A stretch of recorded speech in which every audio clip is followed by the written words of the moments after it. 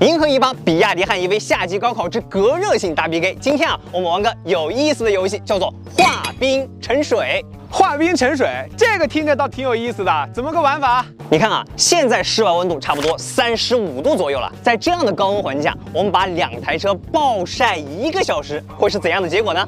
那不就成火炉了吗？没错，这个时候我们再把冰块放进车里面。这个就是你说的化冰沉水是吧？对了，然后我们开启2台车的空调，风速最大，温度最低，记录2台车车内冰块的融化过程以及前后的温度，谁融化的更快，就说明谁的温度高，谁的空调制冷效果就很一般了。有点意思啊，那咱就开始吧。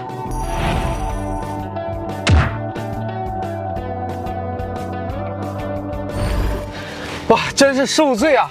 原本还以为接了个好活，这化冰沉水的项目真的是太折磨了。这温度计都已经显示55度了呀！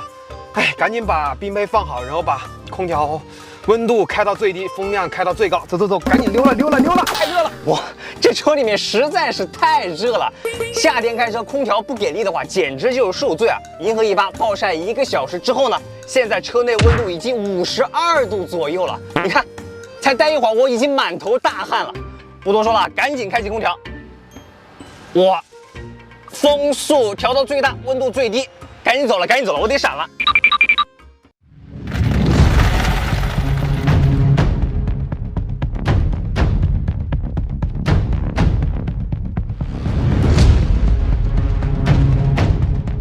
看看我这边，银河1.8车内的冰块才融化1半左右，这个融化的速度现在明显降低了。应该是温度已经降下了。走，我们去看看比亚迪。我感觉啊，我这边温度降的有点小慢呀。这室外温度这么热，空调制冷效果肯定一般呀。哎，你这不行，去看我银河1.8。啊！我去！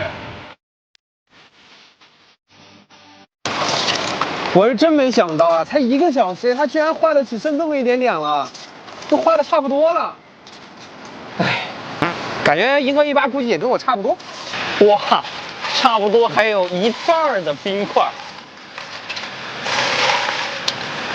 现在的温度是29度左右，这个空调制冷效果真的还可以。最终在1小时左右的时间，比亚迪汉车内的冰块率先全部融化成水。此时进入到车内，温度计显示温度是32.1度，而同一时间银河1.8还未全部融化，车内温度只有29.5度。待半小时之后，银河1.8车内冰块全部融化，车内温度依然保持在29度左右，说明银河1.8不仅空调制冷效果更加的出众，而且在太阳暴晒下制冷效果也基本是恒定的，在夏季高温通勤过程中坐起来更加的舒适。哎，这局呢我也只是惜败而已。可能呢刚开始我比亚迪汉 EV 隔热效率一般，起始温度比你高一点，但结束的时候呢，我们俩车内温度都一样。说句老实话，这个大夏天的，我倒是宁愿动力弱一点，也要制冷效果强一点。要是没有好的空调降温效果，那得多遭罪呀！这句话倒是没错，不过你要是不服气的话呢，我们可以再比一局。哎，别，你别折磨我了，好吧？那我们这一局就玩温柔一点，不测空调了，来看一看在高温环境下2台车车机的反应速度。这个可以有，车机呢就跟手机一样，温度一高啊就容易死机卡机。还是老规矩啊，2台车先在高温环境下暴晒1个小时，看看车机的反应速度。啊，天哪，又暴晒啊！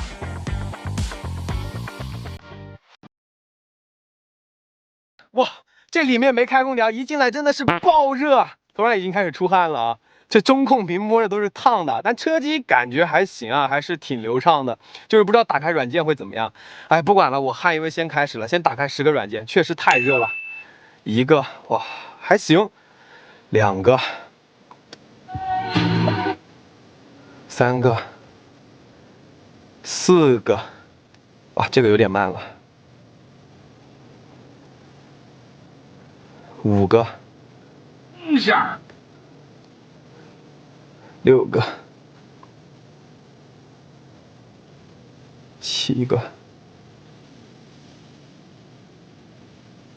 ；8个，真的太热了；10个，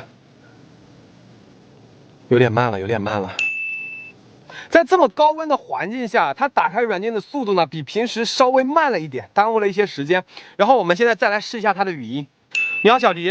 来了。打开空调。空调已打开，温度24度，温度17度。收到。哇，太热了，温度调到最低了。风速4档。风量调到4档了。打开前排车窗。前排车窗正在打开。打开座椅通风。好的。导航到南京机场。加油加油加油！快！第几个？我想吃火锅。你要选择第几个？我想听周杰伦的歌。好嘞，来一场属于听觉的享受吧。哇，虽然呢它不是旗舰的8295芯片啊，但在这么高温的环境下，它的语音指令反应速度还是不错的。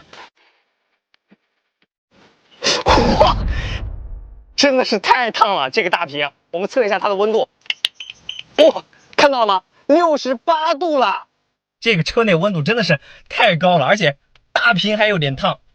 但是反应速度还是挺快的，并没有比常温下慢多少。不愧是高通骁龙8295的旗舰芯片啊！不仅车机的反应速度快，而且芯片的散热能力感觉也挺快的。好，我们先开始第一步，同时打开10个操作软件，开始。1个，第2个，第3个，第4个，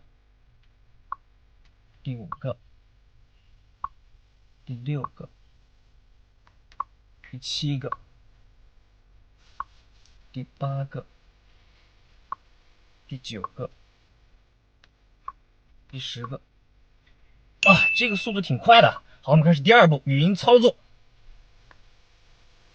你好，银河。主驾，请说。打开空调，温度17度，风速4档。打开前排车窗。好的，为你打开了。打开座椅通风。OK。导航到南京机场。结果是第几个？第1个。搞定。我想吃火锅。为你找到多个结果。我想听周杰伦的歌。第几个？这就开始播放。这个速度可以啊，并没有受高温的影响。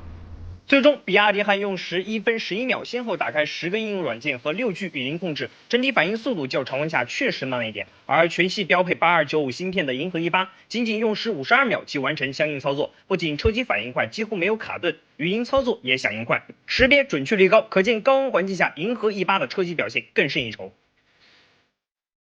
好了，本期的夏季高考，在车机反应速度上，银河E8再下一城，不仅操作快，反应也快。除此之外，在加速、制动、车内甲醛挥发以及空调智能环节呢，银河E8也基本上是全面占有了。作为参照物的比亚迪汉 EV， 其实整体表现也挺不错的，比起银河E8也只是略逊一筹。所以，如果你长期在高温环境下用车，那么从我们的实测结果来看，银河E8更值得推荐。